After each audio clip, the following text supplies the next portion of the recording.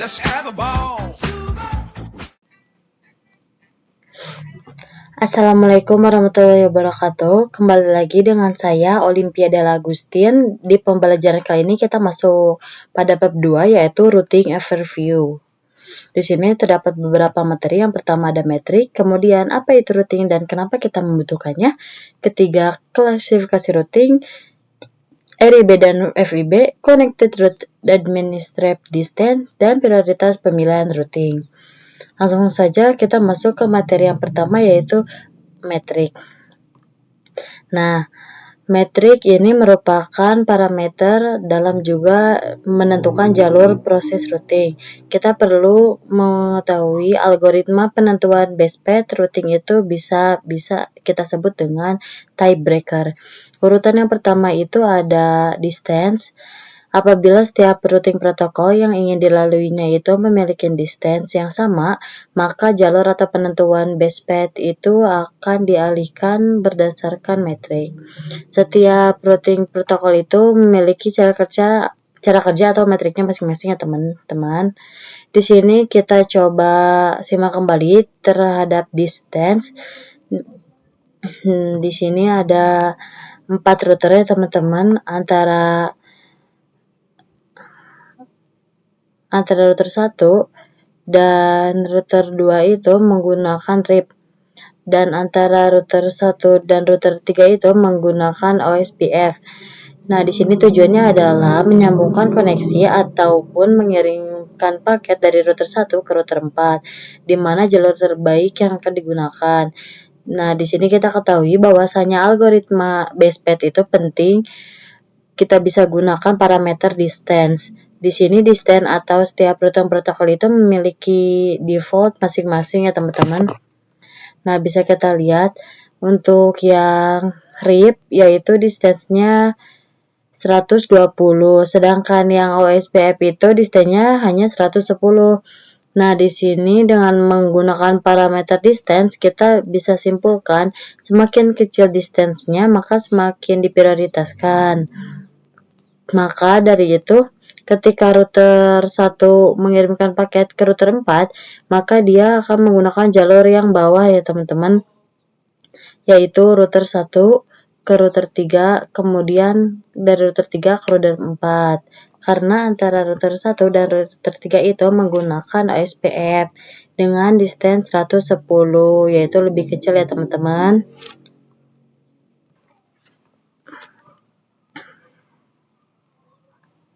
Nah, ada kasus baru di setiap distance, misalnya dari router 3 dan router 1 memiliki distance yang sama, maka parameter PEL akan kita gunakan. Nah, di sini kita bisa lihat ya teman-teman, antara router 2 dan router 3 itu memiliki distance yang sama ya teman-teman.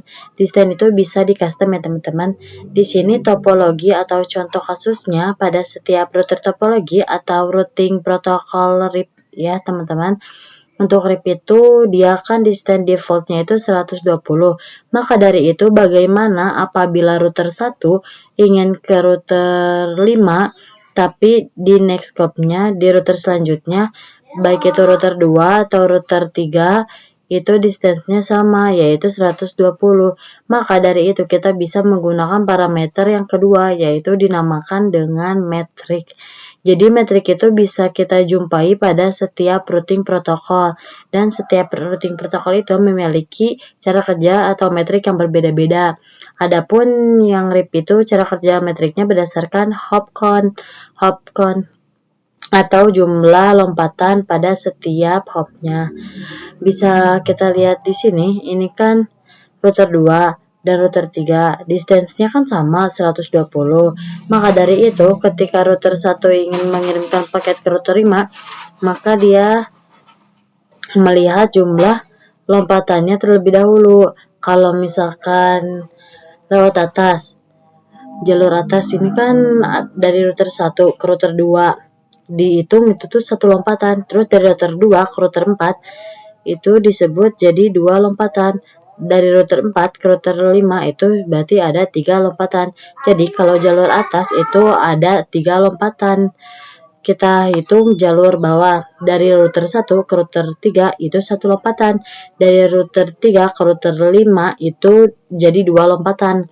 Berarti kalau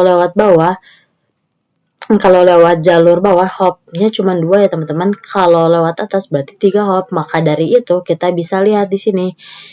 Dalam hal ini, router akan mengarahkan pada jalur dengan nilai metrik terendah. Di sini sudah kita ketahui ya, manakah jalur yang akan digunakan.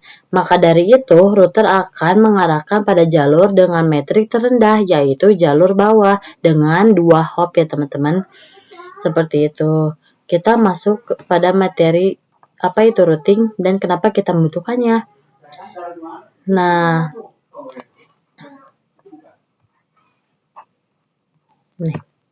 routing itu ada pada layar 3 ya teman-teman. Biasanya perangkatnya kita kenal dengan router ya teman-teman. Nah, routing itu apa sih? Jadi routing dapat didefinisikan sebagai proses melewatkan data dari satu jaringan ke jaringan lain melalui router. Jadi bisa kita lihat di sini ada jaringan A dengan subnetnya berapa dan jaringan B dengan subnetnya berapa. Jadi jaringan A dengan networknya berapa dan jaringan B dengan networknya berapa juga. Nah, dari sini dari jaringan A ingin melewatkan data ke jaringan B, di sini kita bisa melihat bahwasanya networknya itu berbeda. Oleh karena itu, kita bisa membutuhkan perantara yang disebut dengan routing. Jadi routing merupakan proses penentuan jalur terbaik atau best path ya teman-teman. Jadi kita bisa ketahui routing dapat diartikan sebagai proses pemindahan paket data dari source ke destination, di mana keduanya berada pada network yang berbeda. Mengacu pada OC layer, maka pada proses routing itu terjadi pada layar 3 yaitu network layer. Berkaitan pada pengamatan IP. Untuk mengimplementasikan routing pada jaringan diperlukan peralatan perantara dengan router, dan juga untuk router merupakan perangkat jaringan yang memiliki beberapa interface jaringan dan mampu menentukan jalur terbaik yang dapat ditempuh oleh sebuah paket untuk mencapai network tujuannya. Nah, jika teman-teman tahu switch itu kan layer 2. Perbedaan antara switch dengan router itu apa sih? Kalau misalkan perbedaan segi fisiknya, switch itu lebih banyak part interface-nya. Kalau routernya itu partnya tidak sebanyak switch. Kita lanjut ke kenapa kita butuh routing. Misal kita lihat di sini ya, ada beberapa network yang berbeda-beda ya teman-teman. Untuk melewati data dari suatu network ke network lain, itu pastikan membutuhkan router. Nah, di sini kita bisa lihat best path untuk mencapai destination itu lewat mana. Jika teman-teman masih bingung best path itu bagaimana gambarannya, di sini ada topologi antara source dan destination itu. Misalnya terdapat berbagai router untuk mencapai best path itu lewat mana. Nah, nanti kita akan pelajari bersama-sama ya teman-teman. Nah, ini kita akan singgung kenapa kita butuh routing. Secara umum, routing adalah salah satu elemen kunci dalam desain dan pengelolaan jaringan yang memungkinkan komunikasi efektif antar perangkat dan antar jaringan. Nah, apa aja sih alasan-alasan kenapa kita butuh routing? Di antaranya yang pertama, mempermudah manajemen jaringan, misal dari sisi pengelolaan bandwidth, keamanan, dan lain sebagainya. Kemudian ketika jaringan lokal sudah mulai kompleks, maka dibutuhkan yang namanya routing. Dan routing juga dapat berfungsi untuk memecah broadcast domain, kemudian koneksi antar wide area network, kemudian redundansi dan ketersediaan yang tinggi teman-teman. Kita lanjut ke materi klasifikasi routing. Secara umumnya untuk routing sendiri terbagi menjadi 2, ada static routing dan juga dynamic routing. Secara umumnya untuk routing sendiri terbagi menjadi 2 kategori ini, ada static dan juga dynamic. Mari kita meluas pencakup pengetahuan kita terkait routing. Kita bisa lihat dari ilustrasi di gambar ini ya teman-teman. Sebelumnya pada pembelajaran MTCNA ketika kita mempelajari routing pada bagian statik, rumusnya yaitu mau kemana dan lewat mana. Misal kita ilustrasikan dari router 1 yang berkomunikasi dengan router 3, maka dia harus menggunakan rumus mau kemana dan lewat mana. Itu untuk yang static routing. Jadi untuk router 1 dia akan melihat terlebih dahulu untuk network yang dimiliki oleh router 3, misalnya 192.168.3.0. Nah, di router 1 itu kita lihat di informasi routing table-nya secara default-nya untuk router 1 dynamic active connected-nya terdaftar 192.168.1.0 dan 10.10.10.10.0. Jadi untuk 192.168.3.0 itu belum terdaftar. Oleh karena itu, si router 1 harus melakukan static routing ke network yang dimiliki oleh router 3 dengan cara, kalau misalnya lewat terminal IP route, kalian langsung chat add, langsung MAC address-nya 3.0 dan gateway-nya itu menggunakan 10.10.2 yang ada pada Ether 1 yang dimiliki oleh Ether 2 ini. Adapun cara kerja dynamic routing, dia mengadvertise yang ada di setiap routernya. Setiap router ada DAC-nya masing-masing. Untuk router 1, DAC-nya 1.0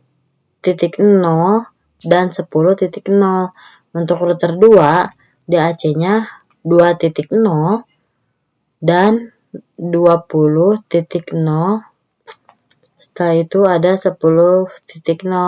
Cara kerja dynamic routing itu dia mengadvertise untuk memilikinya. Jadi nanti router 1 akan mengadvertise network 1 yang dimilikinya. Apa itu advertise network? Yaitu mempromosikan networknya. Jadi saya sebagai router 1 nih, saya punya network 1.0 dan 10.0. Oke teman-teman, kalau misal dari router lain ingin ke 1.0 lewat saya ya, seperti itu. Itu cara kerja dengan dynamic routing. Kalau misal setiap router udah memiliki advertise networknya, maka nanti router 1 akan bisa melihat kalau mau ke 3.0. Oh, lewatnya router 3, seperti itu. Untuk dynamic routing itu terbagi menjadi dua kategori ya teman-teman. Ada yang namanya IGP dan juga ada yang namanya EGP. Untuk IGP kepanjangannya adalah Interior Gateway Protocol. Digunakan untuk routing yang berada pada satu cakupan AES. AES itu Autonomous System Number. Setiap perusahaan atau ISP memiliki AES-nya masing-masing. Adapun EGP yaitu External Gateway Protocol digunakan untuk menghubungkan antara AES. Misal ISP A ingin tersambung ke ISP B, terus nanti kita lihat AES-nya berapa. Kita coba singgung terkait EGP itu ada dua kategori, yaitu mekanisme yang bisa digunakan, ada yang distant vector dan juga link state. Dan setiap mekanisme yang ada itu memiliki routing protokolnya masing-masing. Untuk distant vector itu ada yang namanya RIP atau RIP dan EGRP. Sebelum dikembangkan EGRP ini ada kategori routing yang ada namanya EGRP. Adapun yang link state itu routing protokolnya ada LSLS dan juga OSPF. Mari kita bahas apa itu RIP, EGRP, dan lain sebagainya. Kita bahas yang distant vector dulu. Cara kerjanya dengan melihat hop-count-nya atau jumlah titiknya. Jadi untuk yang distant vector itu ada dua ya. Ada yang namanya RIP dan juga EGRP. Kita bisa lihat setiap konsep kategori ini kan ada distant dan link state ya. Kalau dari distant itu bisa kita lihat dari titik terdekat berdasarkan hop count-nya. Adapun untuk cara kerja dari link state itu terlihat dari berapa atau status ceilingnya. Bisa kita lihat dari berapa besar si bandwidth-nya, harus berapa besar cost-nya. Jadi semakin kecil cost yang dimiliki, maka routing atau penentuan routernya lewat situ ya teman-teman. Teman-teman bisa lihat di sini untuk di stand itu ada RIP dan juga RGRP. Kalau RIP itu memiliki melalui jarak terdekat ya teman-teman. Dari router ke tujuan itu disebut dengan hopcon. Kemudian RIP ini ada dua versi. Ada versi 1 dan versi 2. Kalian bisa baca-baca nanti ya yang ada di sini. Kemudian yang EGRP kita udah singgung ya. Kalau EGRP dikembangkan itu ada kategori yang namanya IGRP. Jadi sebenarnya untuk EGRP ini adalah Cisco proprietary, hanya bisa dikoneksikan antar Cisco dengan Cisco. Walaupun dia masuk kategori distance, dia juga masuk kategori link state. Dia disebutnya dengan hybrid routing protocol ya teman-teman. Jadi dia metrik yang digunakannya menggunakan bandwidth, load, relay, dan lain sebagainya. Adapun yang link state, dia akan melihat kondisi linknya berdasarkan cost kah atau bagaimana. Untuk MTC array ini kita akan fokus terkait OSVF ya teman-teman, baik itu single area ataupun multi area nantinya. Jadi kita bisa singgung cost.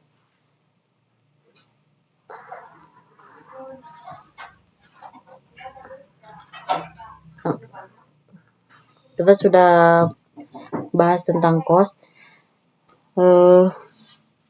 Cost yang memiliki nilai paling kecil akan dijadikan sebagai acuan untuk menentukan jalur routing. Kita lanjut untuk AGP ya teman-teman.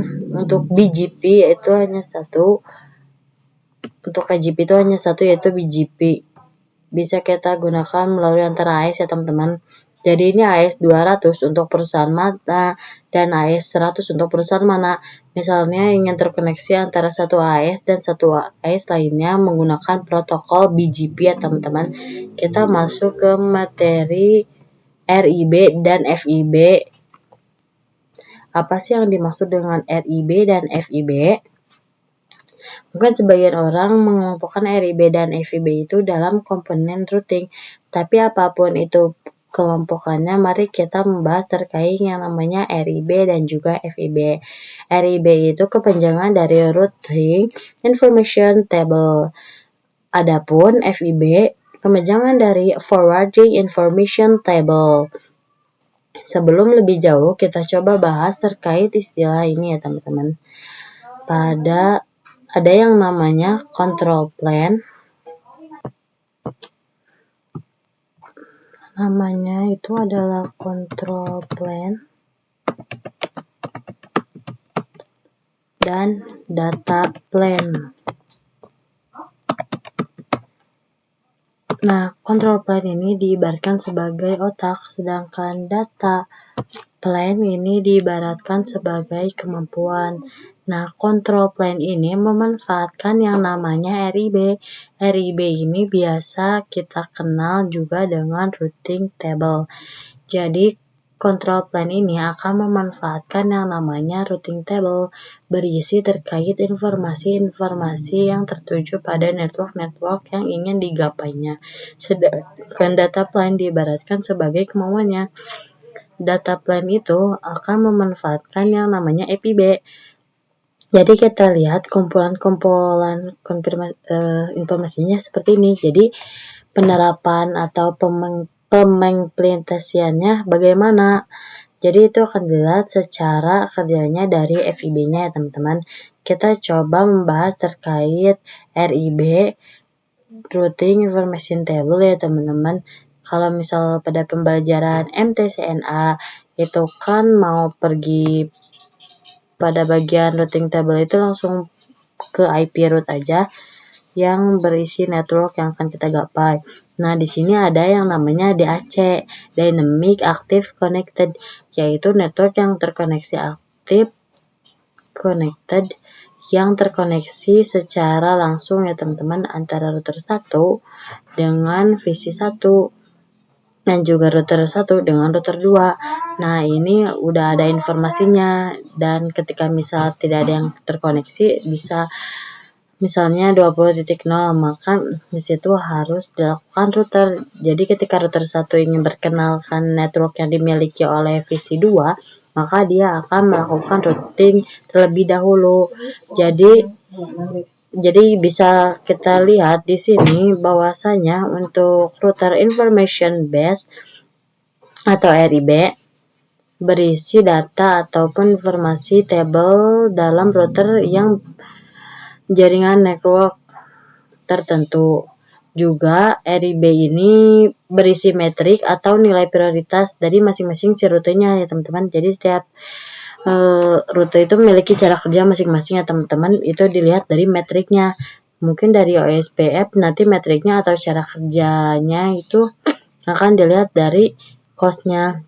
Dari EJRP dilihat dari cara kerjanya atau metriknya dari bandwidth.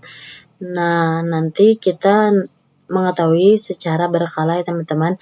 Kemudian routing table ini terbentuk dari semua rute yang dynamic routing protocol. Dynamic routing protocol itu ada banyak ya. Ada OSPF, BGP, RIP. Nah, nanti misal flexnya ada di AO berarti dia itu pakai OSPF. Kalau di AR berarti menggunakan apa? Nah, itu kita akan memahaminya secara berkala ya. Kemudian RIB itu terbentuk menjadi berdasarkan rute yang paling dipilih dari algoritma routing sebagai jalur pilihan untuk meneruskan paket. Maaf teman-teman. Nah, kita sekarang lanjut ke FIB. Nah, tadi kan orang pusatnya, sekarang orang lapangannya. Di sini dia yang akan mengimplementasikannya. Data plan ini akan memanfaatkan yang namanya FIB ini. Ibaratnya change dari routing table. FIB berisi rute yang dipilih oleh algoritma routing sebagai jalur pilihan untuk meneruskan paket atau rute yang sering digunakan.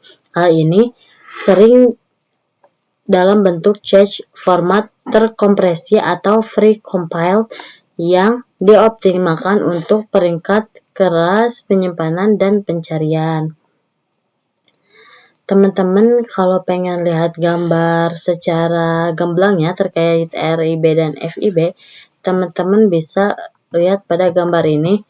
Nah, jadi di sini ada RIB yang bisa kita lihat itu baik dari routing table atau dari ARP table.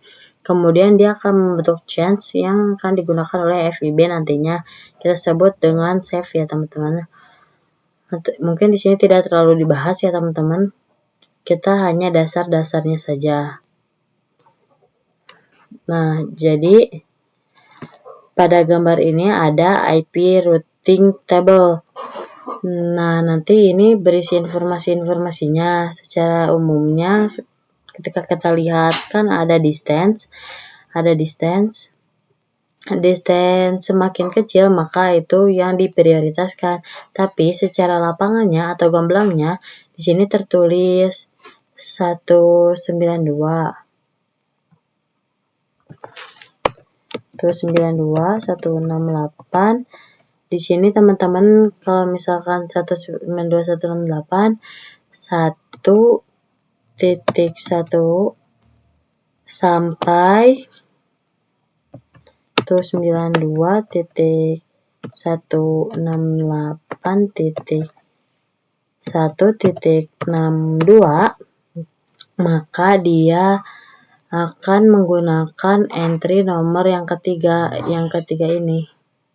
Sedangkan ketika ingin menggunakan network dari 192.1.1.63 sampai 192.168.1.126, maka dia akan menggunakan entry yang kedua.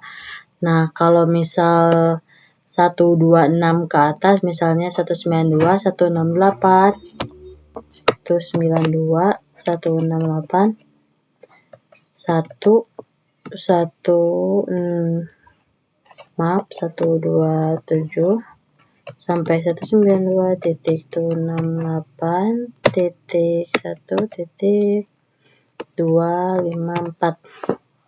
Maka dia akan menggunakan entry yang ke-1 ya teman-teman. Jadi ini mengimplementasikan di lapangannya ya teman-teman. Kita masuk ke materi connected. Kita masuk materi selanjutnya, yaitu connected root. Connected root ini biasa kita kenal dengan DAC, Dynamic Active Connected. Di sini bisa kelihatan ya gambarnya. Jika kalian memiliki topologi, topologinya mungkin secara sederhananya seperti ini. Ada router 1, ada router 2, masing-masingnya memiliki networknya masing-masing ya teman-teman. Ketika teman-teman melakukan addressing sebuah router, akan dibuat IP address. Di bagian IP addressesnya kalian menambahkan manualnya nih, ether 3 IP-nya berapa, ether 2 IP-nya berapa. Ketika kalian menambahkan IP address valid pada setiap interface, misalnya di ether 2 atau router 3 dengan IP valid, nanti di bagian routing table-nya terbuat secara otomatis, yaitu dengan flag DAC. Misal yang ini ya, 10.10.10.0 itu yang mengarah antara router 1 dan router 2. Kemudian juga yang 192.168.10.0 itu router 1 yang mengarahkan VC1. Nah, di sini ada berbagai komponen-komponennya. Maaf, ada DST address. Nah, ini deh. Berarti router 1 ingin menyambungkan dari router 1 ke VC1. Untuk gateway-nya itu melalui ether 3. Jadi untuk gambaran dari connected root ya teman-teman. Nah, di sini ada berbagai parameter yang harus kita ketahui terhadap connected root. Connected root itu misal terdapat 2 buah IP address yang berdasar dari subnet yang sama. Pada sebuah interface akan ada satu connected. Kemudian jangan pernah menempatkan 2 buah IP address dari subnet yang sama pada 2 interface yang berbeda, karena akan membingungkan table dan logika routing di router. Seperti itu. Kita masuk pada materi selanjutnya, yaitu adalah administrative distance ya teman-teman.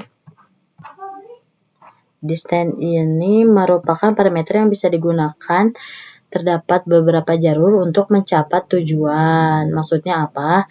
Jadi distance atau administrasi distance atau satu struktur yang digunakan oleh router dengan jalur terbaik jika ada 2 atau lebih tujuan. Setiap routing protokol memiliki nilai distance defaultnya masing-masing. Walaupun begitu, kita juga bisa custom ya teman-teman bila dibutuhkan. Bagaimana sih gambaran menggunakan distance ini? Jadi distance ini biasa digunakan dalam failover ya teman-teman, karena memang terdapat beberapa jalur untuk menuju ke tujuannya. Nah, di sini kita tujuannya untuk ke router menuju jalur terbaik. Di sini ada tingkatan-tingkatan atau yang bisa kita sebut type breaker ya teman-teman. Jadi type breaker itu ibaratnya kayak urutan dalam pemilihan base path. Yang pertama itu adalah distance, yang kedua itu adalah metric, yang ketiga itu adalah round robin.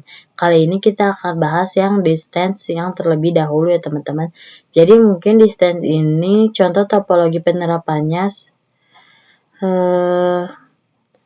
kotak, ada 4 router dan setiap routernya saling terhubung. Bagaimana kalau misal antara router A dengan router B itu ingin saling terhubung?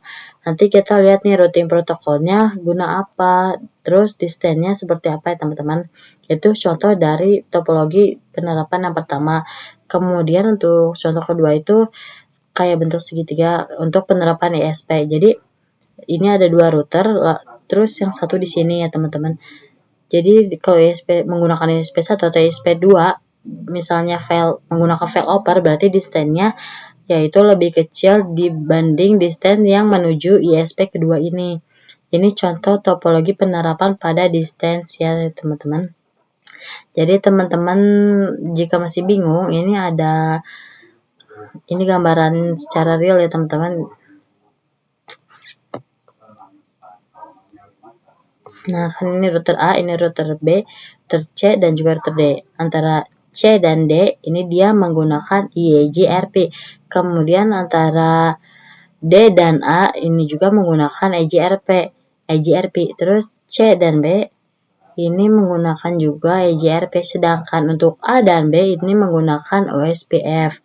Setiap routing protokol ini memiliki nilai distance-nya masing-masing. Untuk yang EIGRP itu nilai distance-nya itu 90, kalau yang OSPF itu nilainya 110. Dalam penerapan atau penghubungan distance itu rumusnya semakin kecil nilai distance semakin kecil, dan itu berarti semakin diprioritaskan. Karena ini nilai distance yang paling kecil adalah EIGRP, maka router A ketika ingin pergi ke router B, dia harus menggunakan distance terkecil yaitu 90. Berarti dia muter nih dari A ke D, kemudian ke C, setelah itu baru ke B. Seperti itu ya teman-teman. Jadi ini contoh penerapan distance-nya. Sedangkan jika kalian ingin mengcustom nilai distance, kalian pada pembelajaran mikrotik ya teman-teman, itu bisa kalian pergi pada bagian routing table-nya. Nah, nanti ada parameter distance. Di sini kalian bisa custom saja mau berapa. Tapi yang perlu diketahui bahwasanya setiap routing protokol maupun itu statik ataupun dynamic itu memiliki distance-nya masing-masing. Adapun sama yang namanya connected interface ataupun DAC, itu juga distance-nya yang memiliki default yaitu 0. Kita masuk ke materi yang terakhir, yaitu adalah prioritas pemilihan routing. Dari tadi kita sering menyinggung terkait best path atau nilai terbaik routing, itu menyinggung terkait distance, terkait metrik juga. Pada kesempatan kali ini kita rangkum apa aja sih parameter-parameter yang bisa digunakan dalam menentukan best path-nya. Bisa kita simpulkan prioritas pemilihan routingnya ataupun type breaker-nya. Di sini terdapat topologi. Sebenarnya teman-teman bebas mau semuanya router atau destination-nya server. Itu bebas. Intinya prioritas pemilihan routing ini dijalankan apabila terdapat beberapa jalur pada source atau destination. Oke. Ketika dari source memiliki beberapa jalur ke destination, maka di sini prioritas pemilihan routing itu akan berjalan. Bagaimana sih cara menentukan ataupun algoritmanya pemilihan routing seperti apa? Nah, di sini ada topologinya ya, teman-teman. Nah, misalnya si source-nya ingin mencapai destination memiliki 3 jalur baik menggunakan jalur A, B, ataupun C. Ini udah mendapatkan routing table-nya. Bisa kita lihat dalam menentukan prioritasnya.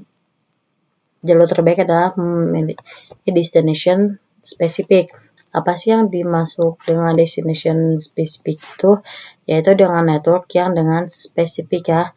Di sini kan untuk yang server, bagian destination-nya itu memiliki IP network 30.0. Tapi kalau kita lihat di routing table-nya, 30.0 ini memiliki prefix yang berbeda-beda. Maka dari itu ketika router 1 ingin ke server, yaitu 30.3, kita lihat terlebih dahulu network yang lebih spesifik itu yang mana. Kita bisa lihat untuk interface 24 ya teman-teman. Itu kan bisa digunakan 256, bisa dikurangi network dan broadcast-nya adalah 254. Nah, sedangkan yang /29 itu jumlah host yang bisa digunakan 8, dikurangi network dan juga host itu jadi 6. Maka network atau destination-nya lebih spesifik adalah yang B. Karena kita ketika search ingin mencapai destination, kita lihat dulu networknya yang lebih spesifiknya yang 30.0. 30.0 ini prefixnya dengan /29. Jadi 1 sampai 6 itu menggunakan /29. Sedangkan untuk yang 6 ke atas menggunakan baru yang slashnya 24. Jadi ketika search ingin ke destination perlu B, akan diperlukan sebagai prioritas pertama seperti itu. Misalkan butuh jalur pertama sudah disetting, maka jalur backupnya pun kita bisa setting juga berdasarkan apa. Kalau misalkan jalur pertama sudah ditentukan berdasarkan networknya lebih spesifik, maka dari itu kalian ingin menambahkan jalur bandwidthnya, misalkan jalur utamanya mati, kalian bisa beralih ke jalur bandwidth atau failover. Nah, parameter yang bisa kita gunakan dalam menentukan jalannya adalah parameter yang kedua, yaitu berdasarkan distance. Dan di sini distance-nya yang paling kecil, yang B ini yang link utama, sisa yang A dan juga yang C. Nah, distance yang paling kecil itu adalah yang 30.0/24. Maka dari itu yang A ini adalah jalur backup-nya. Nah, tadi kita sebut metrik ya teman-teman. Metrik ini bisa jadi prioritas untuk pemilihan routing ya teman-teman pada routing protokol dinamis. Nah, ini menggunakan protokol routingnya statik, maka metrik tidak digunakan di sini. Biasanya metrik digunakan pada routing protokol dinamis. Nah, jadi untuk prioritas pemilihan routing, parameter adalah ada 3 aturan. Yang pertama, ada destination yang spesifik, kemudian distance, dilihat yang paling kecilnya, kemudian ada metrik apabila distance-nya sama dan biasa di routing protokol dinamis. Dan yang terakhir adalah round robin atau secara acak. Seperti itu ya teman-teman. Jadi mungkin saya cukupkan sekian untuk pembahasan di bab 2 ini, yaitu materi routing overview ini di MTCRE. Terima kasih. Wassalamualaikum warahmatullahi wabarakatuh.